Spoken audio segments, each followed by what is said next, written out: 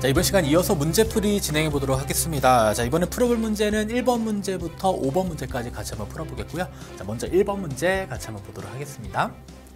자, 일단 주제를 보시면 개인 재무제표의 분석 및 평가니까요. 여러분들 비율 분석하는 내용이다 보시면 됩니다. 자, 한수진 씨의 개인 재무제표를 분석한 배지성 CFP 자격인증자가 제안한 내용으로 자, 가장 적절하지 않은 것을 골라보자 라고 했고요. 그 다음에 단 부분은 조심하셔야 됩니다. 자, 분석 시 변동지출 금액은 자, 자동차 구입비를 제외한 생활비만 반영하자. 그래서 이 부분은 반드시 여러분들 변동지출에서 자동차 구입비를 빼서 계산을 하셔야지 또 잊어버리고 포함하시면 안 됩니다. 그래서 문제를 꼼꼼하게 잘 읽을 필요가 있습니다. 1번, 자, 비상예비자금 지표는 자, 월 평균 지출의 4.15배로 연령별 가이드라인 자, 4배 이상을 충족하고 있으므로 자, 추가적인 비상예비자금은 확보할 필요가 없다. 자, 그러면 비상예비자금 지표를 어떻게 계산하는지 해설을 통해서 한번 살펴보시면요. 자, 일단은 월 평균 지출분의 유동자산인데 몇 배여야가 좋죠? 자, 3배에서 6배 사이가 적당하다라고 보시면 되는데 현재 주인공은 40대이기 때문에 40대는 한 4배 정도 수준이 좋다라고 보시면 돼요. 자, 그러면 여기서 말하는 비상예비자금의 재원, 유동자산은 현금성 자산과 저축성 자산 중에 투자 목적이 없는 자산 의미한다라고 했죠. 그래서 보통예금과 MMF에 있는 자금 748만 원이 바로 우리가 비상예비자금의 지원으로 활용할 수 있는 자금입니다. 자, 그리고 월 평균 지출은 고정 지출에다가 자, 그다음에 변동 지출 합산해서 소득세를 차감하면 연평균 지출이 되고요. 자, 나누기 12하면 월 평균 지출이 되는데 자, 문제에서 요구한 것은 자동차 구입비를 제외하자라고 했습니다. 그래서 여러분들 이 변동 지출에서 반드시 뭘 해야 된다? 자, 자동차 구입비를 제외한 금액을 써야 돼요. 그래서 고정 지출 플러스 변동 지출 마이너스 소득세 한 다음에 자, 그 다음에 자, 나누기 뭘 한 거죠? 12를 해서 월 평균 지출로 계산을 합니다. 그래서 월 평균 지출은 4032,000원. 자, 그래서 이제 제대로 된 값을 계산하시면 되겠죠. 비상예비자금에 대한 지표는 유동자산 7489. 그 다음에 자, 비상예비자금의 규모이 월평균 지출은 얼마가 된다? 자, 4032 돼서 계산하면 1.85배 정도가 됩니다. 자, 근데 문제에서는 4.15배라는 표현 썼으니까 어떻게 된다? 비상예비자금이 부족하다. 이렇게 정리를 하시면 되겠습니다. 자, 그 다음에, 자, 2번 선택지 가겠습니다. 자, 2번 선택지 보시면, 자, 가계 수지 지표는, 자, 70.5%로, 자, 연령대별 가이드라인 80% 이하를, 자, 유지하고 있으므로 양호하다라고 했는데요. 자, 가계 수지 지표는 우리가 어떻게 계산하면 될까요? 자, 수익과 지출에 관련된 부분이죠. 그래서 고정 지출에다가 변동 지출을 합산을 하고요. 자, 얘를 뭐로 나누면 돼요? 총 수입으로 나누면 되죠. 그래서 총 수입에는 우리가 자, 기타 유입이 반영되지가 않습니다. 그래서 총 유입에다가 현금 물음표 총 유입에다가 자, 기타 유입을 차감해서 계산을 했죠.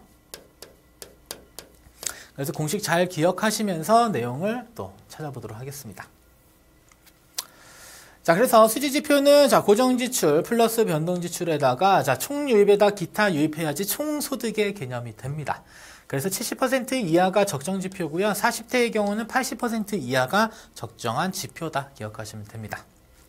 자, 그래서 고정지출과 변동지출 합산해 주는데 변동지출 조심하셔야 될 것은 자동차 구입비 빼라라고 했고요. 자, 그 다음에 총소득은 7,200만 원이 됩니다. 그래서 실제로 계산하면 70.54% 이렇게 되어 있고요. 자, 가이드라인이 80% 이내 유지하는 것이 좋기 때문에 이때는 70.54니까 양호한 편이다. 이렇게 정리하시면 되겠죠. 그래서 2번은 맞는 표현이 되겠습니다. 자, 다음 3번입니다. 자, 총 부채가 9829,000원이므로 총 부채 부담 지표 1.8%는 가이드라인 기준으로 양호한 상태다. 자, 총 부채 부담 지표라고 하는 것은 자산 부채 상태표 친구다라고 했고요. 적정 가이드라인은 40%입니다. 자, 그러면 총 부채를 총 자산으로 나눠서 계산을 해주시면 되겠죠. 자, 그래서 총부채 계산했더니 9828 빈칸 채웠었죠, 저희. 자, 그 다음에 총 자산은 544930이 되겠습니다. 그래서 부담지표라는 표현 있으면 자산부채 상태표 친구다 기억하시면 됩니다.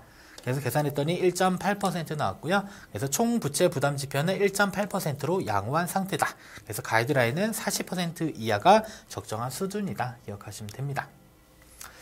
자, 그 다음에, 자, 4번 선택지 보시면, 자, 보장성 보험 준비 지표는 2.8%로, 자, 비용적인 측면에서는 바람직하다고 할 수 있으나, 자, 부족한 보장 내역이 없는지에 대한 추가 검토가 필요하다. 자, 일단은 보장성 보험 준비 지표는, 자, 소득 대비 8%에서 10%가 적정 수준이다라고 합니다. 자, 그러면 보장성 보험 준비 지표는 어떻게 계산을 해야 될까요? 우리가. 자, 일단은 생명보험 있죠.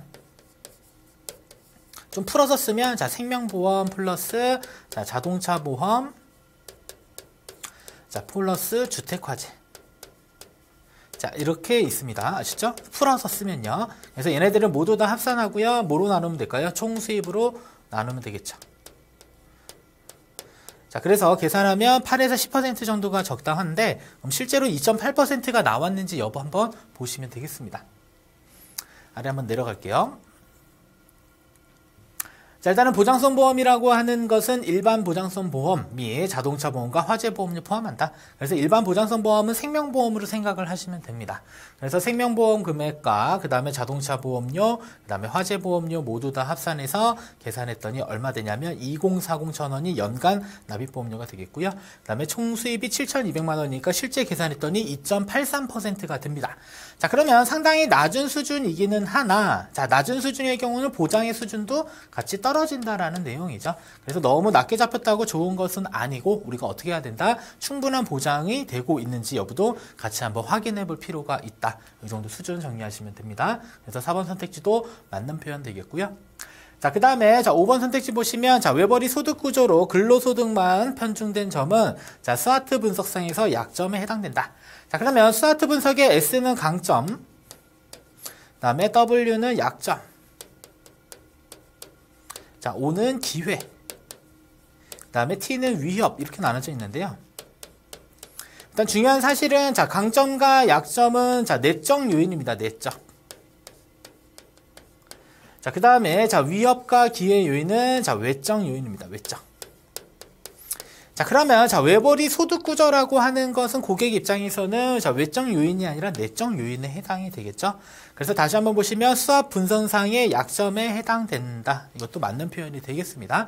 그래서 여러분들 추가적으로는, 강점과 약점은 내적 요인에 의해서, 그 다음에 기회와 위협 요인은 외적 요인에 의해서 우리가 평가할 수 있는데, 자, 외벌이 소득 구조라고 하는 것은 내적 구조 중에 뭐죠? 약점에 해당이 되니까, 여러분들, 자, 약점에 해당된다라는 표현은 맞는 표현이 되겠습니다. 그래서 해설을 통해서도 다시 한번 보시면, 자, 외벌이 소득 구조로 인해 근로소득으로 한정되어져 있는 것은 약점에 해당이 되겠죠. 그래서 강점과 약점은 내부 요인에서, 그다음에 기회와 위험 요인은 외부 환경에서 찾을 필요가 있다. 이 정도만 추가적으로 정리하시면 됩니다. 그래서 1번 문제 정답은 뭐가 된다? 1번이 된다. 이렇게 정리하시면 돼요. 자, 그 다음에 이어서 이제 2번 문제를 같이 한번 보겠습니다. 자, 2번 문제 보시면 자녀 부양을 위한 추가적인 저축액. 자, 그러면 이미 저축을 하고 있는데 추가적으로 또 얼마를 저축해야 되는지에 대한 부분이겠죠. 한번 보시면, 자, 한수진 씨가 김현철의 부양비를 마련하기 위해서, 김현철은 자녀 장애인이었죠. 그래서 30세 시점부터 부족한 자금과, 자, 부족한 자금이라고 하는 것은 필요자금에서 준비자금 빼면 되겠고요. 자, 그 다음에 부족한 자금을 해결하기 위해서 현재 시점에서 추가 저축 금액으로 가장 적절한 것을 계산해보자 라고 했습니다. 그래서 아래 보시면, 자, 부양을 위한 준비 자산 보시면요. 자, 정리시 주식형 펀드는 세후 연 4%로, 자, 매월 초 40만원씩 퇴직 직전인 13년 동안 투자한다. 자, 그러면 40만원씩 계속 저축할 거고, 그 다음에 정리시 주식형 펀드의 평가 금액도 미래로 보내야 되는데, 일단 13년 동안 투자한다라고 했습니다.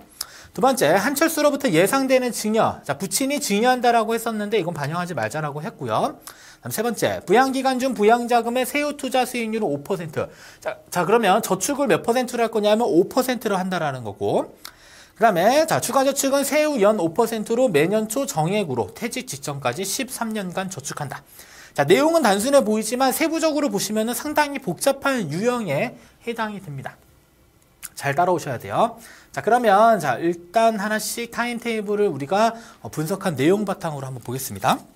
자, 일단은 자녀의 나이는 15세였고요. 자, 그 다음에 부양자금에 필요한 건 30세. 그 다음에 언제까지 필요할 거냐면 80세까지 필요하다라는 가정이 있었습니다. 자, 그리고 나서 이렇게 긁어놓고, 자, 매년 몇 %씩 상승할 거냐면 2%씩 상승한데, 자, 필요자금이 얼마였냐면 1,800만 원이었고요. 자, 그 다음에, 자, 부양 기간 중 부양자금의 세후투자 수익률 5% 적용하자고 했으니 5- 뭐가 된다? 2가 되는 게 맞습니다. 자, 그리고 나서 첫